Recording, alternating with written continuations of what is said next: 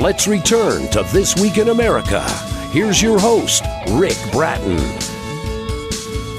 Welcome back, everybody. Coast to Coast, This Week in America. The Poorhouse, America's Forgotten Institution by David Wagner, is the only account of the history of the poorhouse in America, sometimes known as almshouses, workhouses, county homes, city homes, and other names.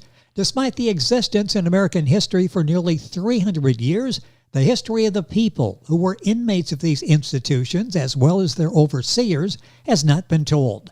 Hundreds of well-known facilities in America, including Bellevue Hospital in New York and Cook County Hospital in Chicago, began as poorhouses. David Wagner, Ph.D., is an emeritus professor of sociology and social work at the University of Southern Maine, the author of 12 books and the winner of several book awards. During his career, Dr. Wagner was one of the few professors in America who worked on documenting the history of poor people in the country, as well as working with groups of poor people in contemporary times. His website, davidwagnerbooks.net, and 7 of his books were republished in 2122 by Gotham Books. Dr. David Wagner, author of The Poorhouse, America's Forgotten Institution, is our guest on This Week in America. Dr. Wagner, welcome to the program. Great to have you with us today. Thank you very much. I'm glad to be here. What a fascinating topic. It is a word we've heard all of our lives, but never quite sure what it meant, the right context. What inspired you where did this interest come in the first place for you to write on the history of the poorhouse? Well, it's funny that you said that because that was my feeling as well. My mother would say quite frequently, "You're going to drive us to the poorhouse." I've heard that too, yes. I didn't know. I think I got the idea, but I didn't quite know where this poorhouse was located, whether it was nearby or far away or in the sky.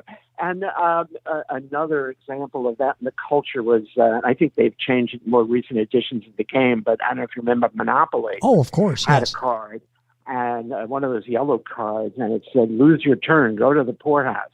And that was one of those things, you had to roll the dice a few times to get out. So, it was a major problem for you if you landed there. Yes. So those things combined with, I guess, what in my family had been quite a fair bit of discussion of poverty, even though my parents, I experienced them as I grew up, but were more working class or lower middle class.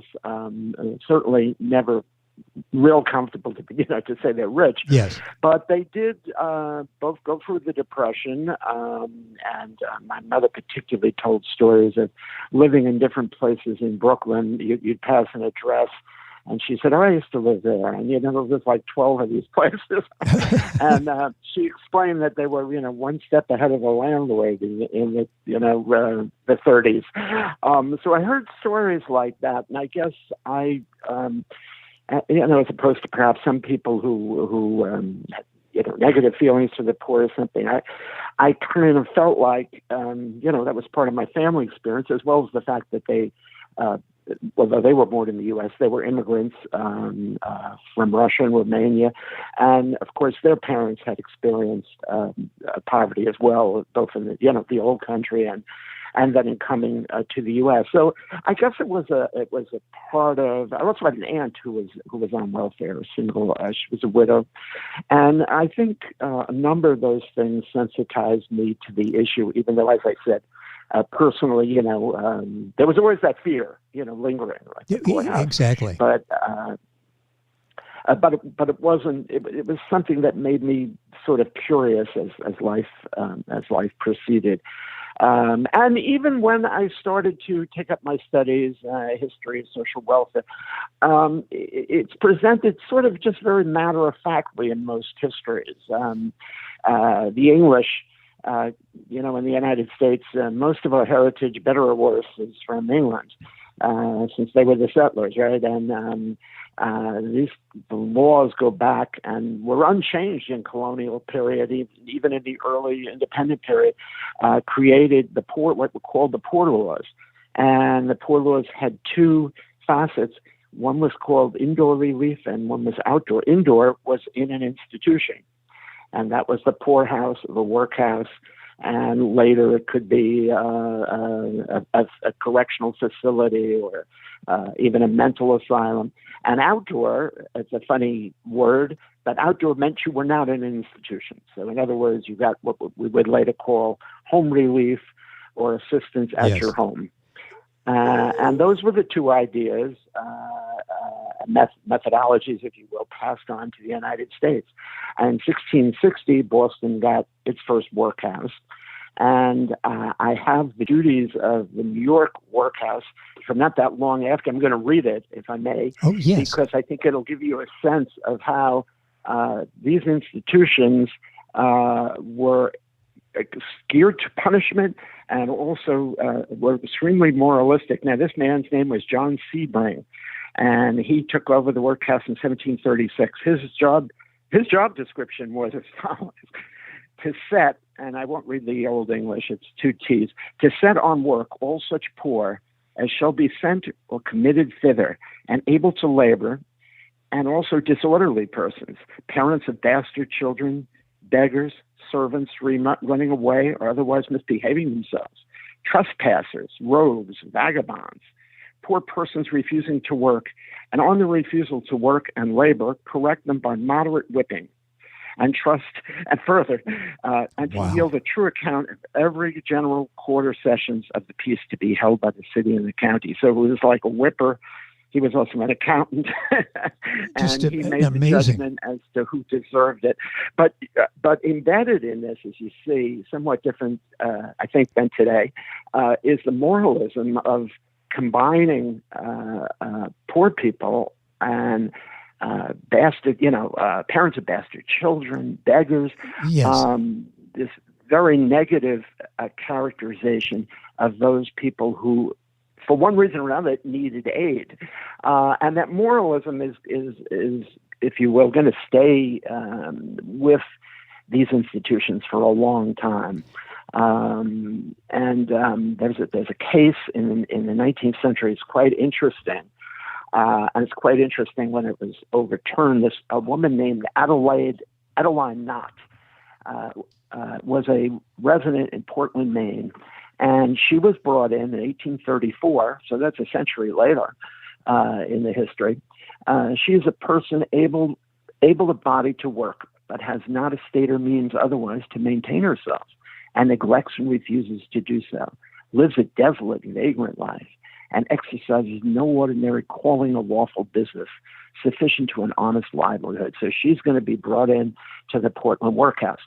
Now, what's interesting is she got an attorney. And the attorney was R.A. Codman. And he argued in her defense Knott's confinement was unconstitutional and that no citizen could be committed to, quote, a dungeon or a workhouse without trial or hearing by persons with no judicial power, unquote, which sounds like, a pretty good argument. Yes. To, I think, our 21st century years. But nevertheless, the judge ruled that indeed she could be confined. Wow. And he said the indigent have no claim to be supported in their idleness. Their poverty generally grows out of the unwillingness to labor or is occasioned by reckless and improvident habits. That she is likely to claim support as a pauper, and fourth, that if she does not change her habits, she would soon be unable to support herself. The overseers have acted within their authority for her benefit to remove her from the temptations to commit a crime and to teach her industrious habits so she could be restored as a useful member of society. That's pretty intense. Well, it is, and it's amazing because those are their words from that time, and that obviously was the thought process that was accepted by and large at that time. This is such a fascinating book. If you're just joining us, our guest is David Wagner. The book is The Poorhouse, America's Forgotten Institution, book available at the usual places, GothamBooksInc.com, Amazon. Professor Wagner's book is available at his website as well, davidwagnerbooks.net, and we'll have all that up on our website, thisweekinamerica.us. You suggested the Poorhouse had one intention to punish the poor. How was that so? And I think you just gave us a glimpse how poor people were perceived during a lot of the time in early history. Yes, and I think, one of the points I do make in the book, although, I'm going to bring some of this up to date with how the laws change, but nevertheless, the negativity that is expressed, at least sort of traditionally in the Anglo-American heritage towards the poor is somewhat striking compared to, I think, other cultures.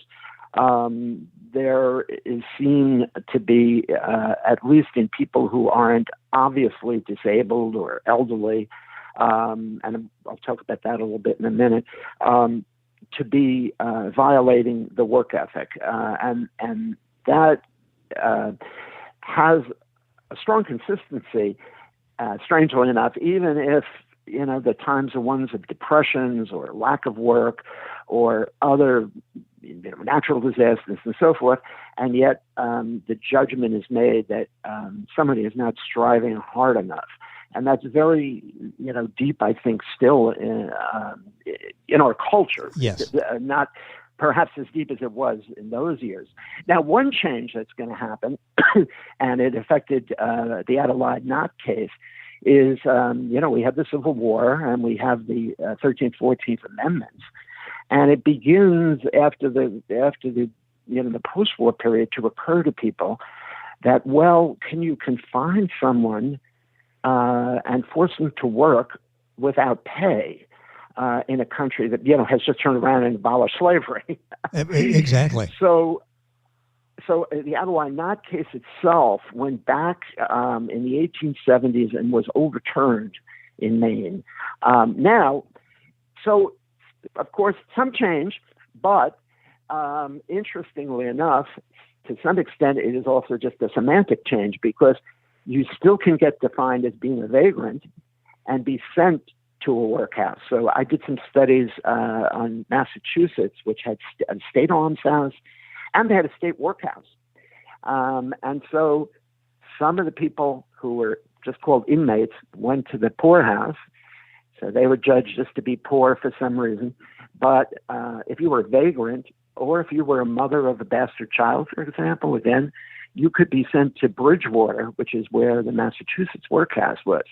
And so the laws adjust themselves, it's a little more modern, but still, what is a vagrant? Well, if you're hanging around the streets or, loitering or you're interfering with things, you could be found guilty of vagrancy, and then you could be put in the workhouse. Yes. So it's not entirely a change.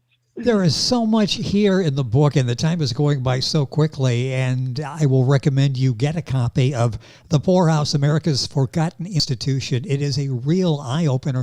I want to go back in something you mentioned before.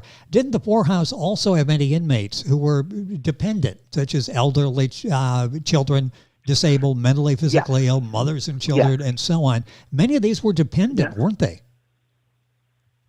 Yes, and the real contradiction of this is it became, for many people who were not able to work, kind of evidently, really a point of sadness. In the 1870s, there was a well-known song by a gentleman named Will Carleton. It was called "Over the Hill to the Poorhouse." And as you go through a lot of the literature, or even chapter titles often say "Over the Hill to the Poorhouse," because I guess the song was a big, sort of a big hit. Yes. And the woman is a 70-year-old woman. She doesn't know what she did wrong. She was all her life a mother to her children. And she asks, is it to be elderly a crime? And shall I have a pauper's grave because I don't have money? And it's a very, it goes on for many stanzas. It's a very sad song. And what happens, particularly when the economy gets better, is who ends up being in the poorhouse is not so much workers, of course, when things are good, right? Yes. So you have the elderly remaining. I have one picture of Kings County almshouse, Kings County, Brooklyn, New York, and it's now Kings County Hospital. And there's a picture from the 1890s, and you see this ward, all looks like all elderly. It's probably a women's ward of all elderly women. And well, naturally, they couldn't get out and get work. But unfortunately, the conditions that prevailed in these institutions, they're not policed anywhere near to the extent they are today, assuming they are. Oh, and yes. so the elderly, children, mothers with small children, these populations that they really weren't saying they were going to punish them, and yet, it's kind of a byproduct of all this. Yes. They had these very poor conditions, and eventually these kind of conditions are going to be used way ahead now in the 1930s. And there's a wonderful cartoon here. I wish I had TV, because the cartoon is really a good one, and it has. Hold on a second. It has this direction in the road, and on one direction it says "over the hill to the poorhouse," and on the other side, I think it's this 1931 already. There's a post, and it says New Deal pensions on the other. And of course, the Social Security Act does, doesn't take all the problems by any means, but of course the pensions for the elderly Yes. were politically justified in terms of, what have we done to these elderly people? And they're, all in these poorhouses, county homes throughout the country. And, let's give them a small pension. Although even then, of course, you had to work for that pension. You still do. You still have to work 10 years to get a Social Security pension. Well, the history of this is so fascinating. And David Wagner is our guest on the program, Dr. David Wagner. The book is The Poorhouse. The book available through Amazon.com, the usual places, GothamBooksInc.com. Also, DavidWagnerBooks.net.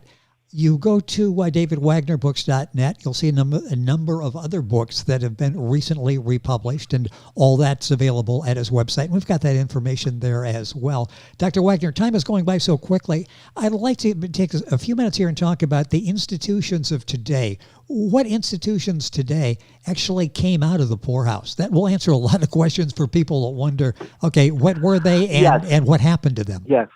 Almost all the institutions that we have came out of the poorhouse. Prisons, jails, mental hospitals, homes for used to be called mentally retarded and developmentally disabled, nursing homes, old age homes, and really down the line. And many of these did keep the stigma that they had. For example, I was doing some research in a New Hampshire nursing home, Rockingham County nursing home, and the head nurse said to me, "Be quiet. A lot of people already feel they're in the poorhouse here." Oh, yeah, okay, yes. Because indeed, this facility had been the poorhouse in Rockingham County. Some states, had it on county level, some at the city level, and the way we feel about nursing homes is suggested somewhat influenced, I think, by this history too, because that the people who tended to be in an institution initially were relatively poor people, or at least people who had spent all their money already. Now that's not to say every nursing home is bad or so forth, but there is a feeling that going to a home and going to any sort of institution, right, is a break with your normal family function, yes, community, and has a stigma to it. Now, interestingly, I bring this way up in history because I'm also a sociologist, so I like to see what are the implications of things. When I grew up in the 50s, 60s, things were pretty good in the United States comparatively. And then, we enter a period, and I remember the dates because I was involved in some of this, where you get a new institution, the homeless shelter. And so we now have hundreds, perhaps several thousand homeless shelters just in the last 30 years.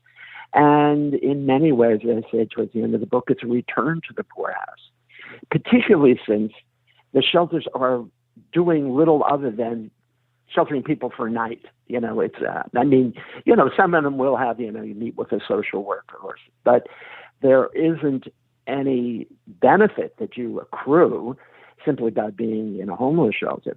And the other thing is, just as people were suspicious of people that went into the poorhouse and sometimes blame them for, well, why aren't they out working?